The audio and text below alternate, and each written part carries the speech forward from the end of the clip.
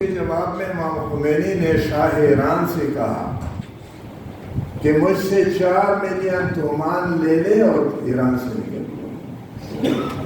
اور میں first year کا طالب علم تھا اور ایران میں شاہ ایران 2500 سالہ جشن شہنشاہیت ایران منا 2500 سالہ 2500 سال جشن شہنشاہیت ایران. اور اس وقت امام خمینی ملک سے جلاوطن کر دیے گئے تھے اور عراق میں مقیم تھے. اور چند سال بعد ان کو عراق میں بھی نہیں چھوڑا گیا اور جیسے یہاں میرے دوست نے بتایا ترکی اور اس کے بعد پھر اسے فرانس جانا پڑا. اور فرانس سے ان کی تقاریر ان کے پیغامات ایرانی قوم کے نام کیسٹ کے ذریعے آتے رہے. اور انقلاب ایران کو اس لحاظ سے کیسٹ ریولوشن بھی کہا جاتا ہے. امام خمینی کا یہ پیغام کیسٹ کے ذریعے ثبت ہوتا تھا، ریکارڈ ہوتا تھا اور پھر اس کی کاپیاں ہوتی تھی اور ایران کے گھر گھر میں پہنچتی. امام خمینی کا پیغام اس طرح پہنچتا رہا اور پھر وہ شاہ ایران جس نے امام خمینی کو ایران سے جلاوطن کیا تھا اس کو ایران سے نکلنا پڑا اور اسے پھر اس کو قبر کے لیے بھی زمین نہیں مل رہی تھی. بڑی مشکل سے کئی ممالک کا اس کی لاش کئی ممالک کا گردش طے کرتی ہوئی بالآخر مصر پہنچی اور انور سادات نے وہاں پہ اس کو دفنانے کی اجازت دی. اور میں پھر یونیورسٹی کا طالب علم تھا. ڈاکٹر رشید احمد صاحب نے ذکر کیا فروری 1979 کہ جب امام خمینی کا طیارہ تہران کے ایئرپورٹ پہ مہرآباد ایئرپورٹ پہ اتر رہا تھا اور پاکستان ٹیلی ویژن وہ دکھا رہا تھا. ہم نے اپنے کامن روم میں وہ پروگرام پاکستان ٹیلی ویژن پہ دیکھا کہ امام خمینی کا استقبال ہو رہا ہے اور امام خمینی مہرآباد ایئرپورٹ تہران پہ ان کا طیارہ لینڈ کر گیا ہے اور ایران کی سرزمین پہ انہوں نے قدم رکھا. اور شاہ ایران اور اس کا وزیر اعظم آخری نامزد کردہ وزیر اعظم بختیار شاپور وہ بھی ملک سے بھاگنے پہ مجبور ہو گیا. اس وقت ہمارے دوستوں نے جس موضوع کا انتخاب کیا ہے امام خمینی کی نگاہ سے امت مسلمہ کی سرنوشت اور مستقبل. سرنوشت ذرا مشکل لفظ استعمال کیا گیا ہے. ڈاکٹر صاحب جانتے ہیں، وہ کہتے ہیں کہ شاگرد نے استاد سے پوچھا کہ رحم دل کے کیا معنی ہے تو اس نے کہا بیٹھ جاؤ بیوقوف یہ نہیں آتا. رحم دل کے معنی ہے رقیق القلب. سرنوشت کے معنی تقدیر کے ہیں، قسمت کے. امت مسلمہ کی قسمت اور تقدیر اور اس کا مستقبل امام خمینی رحمۃ اللہ علیہ کی نگاہ سے. میں اقبال کا پیغام میں سمجھتا ہوں کہ امام خمینی نے اس کی بنیاد رکھی. اقبال کا فارسی کا ایک مشہور ترانہ ہے اصحاب گران خیز. اصحاب گران خیز اس کے آخری 2 بند ہیں. اقبال کہتا ہے ملک است تن خاکی و دین روح و روان است، تن زندہ و جان زندہ ز ربطه تن و جان است. از هند و سمرقند و عراق و همدان خیز، اصحاب گران خواب گران خواب گران خیز، اصحاب گران خیز. آخری بند میں کہتا ہے فریاد ز افرنگ و دلاویزی افرنگ، فریاد ز شیرین و پرویزی افرنگ، عالم همه ویرانه چنگیزی افرنگ، معمار حرم باز بتعمیر جهان خیز، اصحاب گرام خواب گرام خواب گرام خیز۔ میرے دوستوں نے امام خمینی رحمۃ اللہ علیہ کے حالات زندگی اور ان کے ہاتھوں ایران کی جو صورت بنی ہے وہ بڑی تفصیل سے بیان کی ہے، لیکن ان کا مشن، انہوں نے مشن کی بنیادیں تو رکھ دی ہیں، اس بنیادوں پہ تعمیر ابھی باقی ہے، اور یہ تعمیر ان کے بعد آنے والوں نے کرنی، ہم اور آپ نے کرنی۔ اور وہ تعمیر کیا ہے؟ میں 2018 میں ایران گیا، اور ایران میرا خیال ہے 10 بار سے زیادہ گیا ہوں، اور ایک ہی پروگرام کے لیے جاتا رہا ہوں۔ مجمع جہانی تقریب مذاہب اسلامی، مجمع جہانی تقریب مذاہب اسلامی، یہ امام شلتوت نے قاہرہ میں قائم کیا تھا، اور پھر انقلاب ایران کے بعد اس کا ہیڈ کوارٹر تہران میں آیا، اور 2018 میں گیا، اور مجھے اس وقت کے ایران کے صدر رئیس جمہور حسن روحانی صاحب کی تقریر اب دیا۔ انہوں نے اس وقت حالات پہ اور اقوام متحدہ پہ تبصرہ کیا، اور میرا خیال یہ ہے کہ دنیا میں یہ واحد شخصیت ہے، اس طرح کا تبصرہ میں نے کسی سے نہیں سنا۔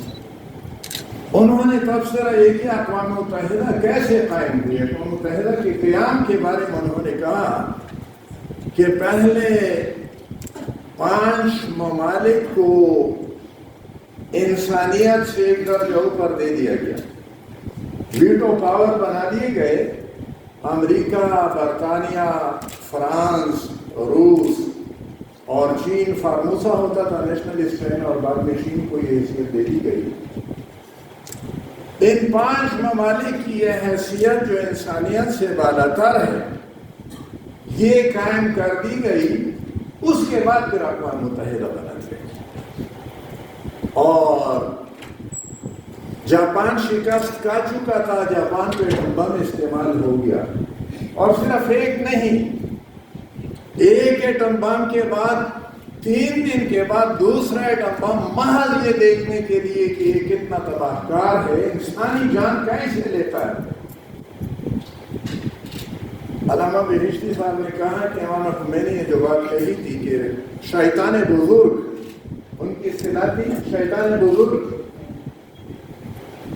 یہ 1945 میں جاپان نے شکست کھائی تھی، اور ایک ایٹم بم استعمال ہوا تھا، اور 3 دن بعد دوسرا ایٹم بم، محض یہ دیکھنے کے لیے کہ یہ انسانیت کی جان کیسے لیتا ہے، دوسرا ایٹم بم بھی استعمال کر دیا۔ اس کے بعد پھر اقوام متحدہ قائم کر دی۔ لیکن عالم انسانیت پہ وہی استعمار آج بھی چھایا ہوا ہے، اور اس بات کی ضرورت ہے کہ عالم انسانیت کے اندر عدل و انصاف کا نظام جاری کیا جائے۔ امت مسلمہ کو اس کی اصل حیثیت دیے بغیر یہ کام ممکن نہیں ہے، اس لیے امت مسلمہ کو یہ کام کرنا ہوگا۔ ڈاکٹر رشید احمد صاحب نے ایران اور سعودی عرب کے مصالحت کا تذکرہ کیا، اور انہوں نے دعا بھی کی ان لوگوں کے لیے جنہوں نے یہ کام کیا ہے، اور یہ کام چین نے کیا ہے، ہمارے لیے افسوس کا مقام ہے۔ امت مسلمہ یہ کام نہیں کر سکی۔ امت مسلمہ ایران اور عراق کے درمیان مصالحت نہیں کر سکی۔ امت مسلمہ کشمیر اور فلسطین کے ناصور ان کا مداوا نہیں کر سکی، اور اس کے ہوتے ہوئے مزید مسائل اٹھ کھڑے ہوئے ہیں۔ ایران اور سعودی عرب کی مصالحت کے نتیجے میں شاید یمن کی تقدیر بدل جائے۔ عراق میں مسائل ہیں اس وقت تک، شام میں مسائل ہیں اس وقت تک، لبنان میں مسائل ہیں اس وقت تک۔ ان تمام مسائل کا حل کیا ہوگا؟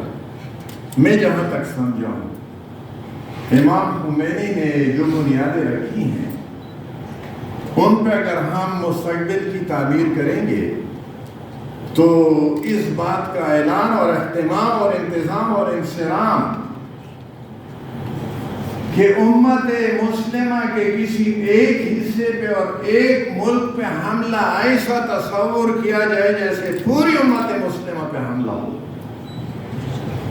اور ہم اس مقام تک پہنچیں گے تو یہ امت اپنے اصل مقام پہ فائز ہوگی، اور اس امت کو اس کے اصل مقام تک پہنچانا یہ امام خمینی کا مشن ہے۔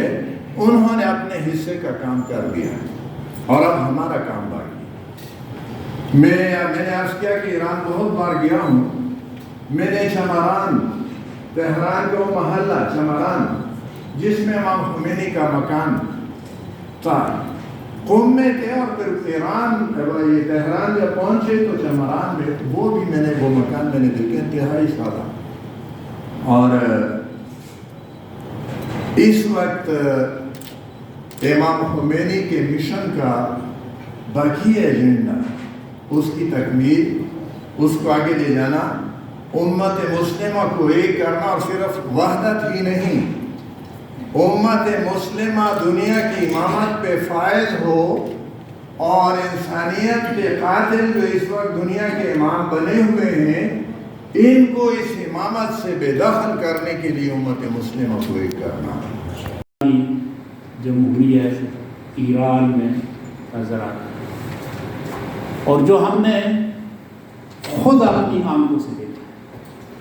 میرے ساتھ ہم سفر تھے جناب ڈاکٹر رشید احمد صاحب، جناب ڈاکٹر عبدالرحمن خلیل صاحب، اور بھی ہمارے علماء کرام، پروفیسر صاحبان، وکلاء، اور ہم نے خود ایران کے طول و عرض میں وہاں کے ماحول کے اندر اتحاد کی کیفیت کی۔ ہم یہ سمجھتے ہیں کہ ایران میں صرف ایرانی نسل لوگ ہیں، صرف اہل تشیع ہیں، ایسی بات نہیں۔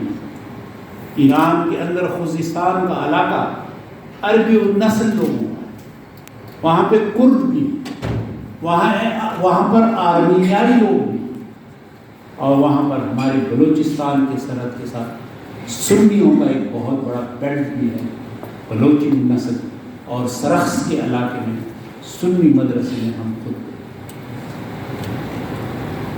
لیکن ان تمام نسلوں کے لوگوں کو ایک شناخت ایرانی نسل یا ایرانی کے طور پر دینا، میں سمجھتا ہوں کہ یہ اس عظیم شخصیت کا سبق اور ماڈل ہے کہ جس کی وجہ سے اس معاشرے کے اندر اتحاد کی، اور معاشرے کی تنظیم ہم نے خود اپنی آنکھوں سے دیکھی۔ سڑک پر آپ جائیں، ایئرپورٹ پہ آپ اتریں، کسی دفتر میں آپ جائیں، کسی ہوٹل کے اندر جائیں، تو آپ کو ایک قرار، ایک ٹھہراؤ، ایک شہری آداب آپ کو نظر آئیں گے۔ اور کھانے پہ جب آتے ہیں، کھانا جب کھاتے ہیں، تو وہاں اگر 8-10 گھنٹوں سے وہ بھوکا بھی ہے تو آپ کو ہرگز اس بات کا احساس نہیں ہوگا کہ کوئی بھوکا آدمی ایسا ہے کہ جس کو ہم کھانا پیش کر رہے ہیں۔ وہ آرام اور اطمینان کے ساتھ کھانا کھائے گا، پانی پیے گا، گفتگو کرے گا۔ ہم نے یونیورسٹیوں کا دورہ کیا، جو تنظیم وہاں پہ ہم نے دی، اس سال کی ابتدا میں انقلاب اسلامی ایران آیا، اور سال کے اختتام میں United state of Russia USSR نے افغانستان پر حملہ کیا، جس کے نتیجے میں وہ ڈس انٹیگریٹ ہوئی۔ آج صفائی ہستی پر آپ USSR نہیں دیکھتے بلکہ آزاد مسلم دعوت خانه فرهنگ جمهوری اسلامی ایران رو لبیک گفتید و در این محفل روحانی حضور به هم رسوندید. معاشرتی اور سیاسی امور میں بھی زمانے کے مسائل سے آگاہ اور ان کے درد و علاج سے آشنائی رکھنے والے شخصیت تھے۔ آپ کی ہیبت اور رعب مستکبرین اور تسلط کے متلاشیوں کے لیے ایک ایسا کوڑا تھا جو ان کے پیٹھ پر پڑتا تھا تو ان کے منصوبوں کو خاک میں ملا دیتا تھا۔ مقام عرفانی، فلسفی، فقاهت، اجتهاد، ذوق ادبی و آشنایی او به لطایف کلام، آگاهی از سیاست‌های جهانی، اخلاق آموزنده و سازنده و مناجات‌های خواندنده نیمه شب‌های ایشان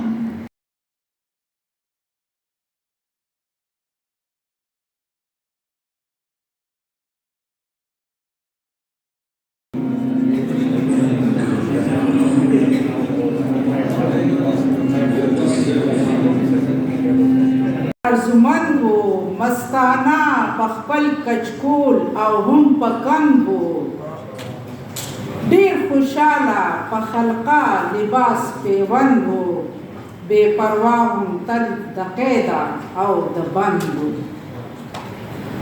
تابنده به په جهان دی انقلاب ستا په ایران د احسان بی حساب ستا تل بنوم وی ژوندې لاجواب ستا یادوي مظلومان به خطاب ستا د عمل د میدان مجاهد و د عمل د میدان مجاهد و دا امام په تقوا کې زاهد و مسلمہ یا اللہ سب کو اتفاق و اتحاد نصیب فرما۔ یا اللہ امریکہ اور برطانیہ و اسرائیل رب العالمین اول کو ہدایت نصیب فرما، اگر ہدایت کے مقدر میں نہیں ہے پروردگار ان کو تباہ و برباد فرما۔ یا اللہ ان کو صفحہ ہستی سے ختم فرما۔ رب العالمین امت مسلمہ کو وحدت و اتفاق و اتحاد نصیب فرما۔ سبحانک لا علم لنا الا ما علمتنا انک یا اللہ ہمارے ملک پاکستان کی حفاظت فرما۔ یا اللہ اس کے چپے چپے کی حفاظت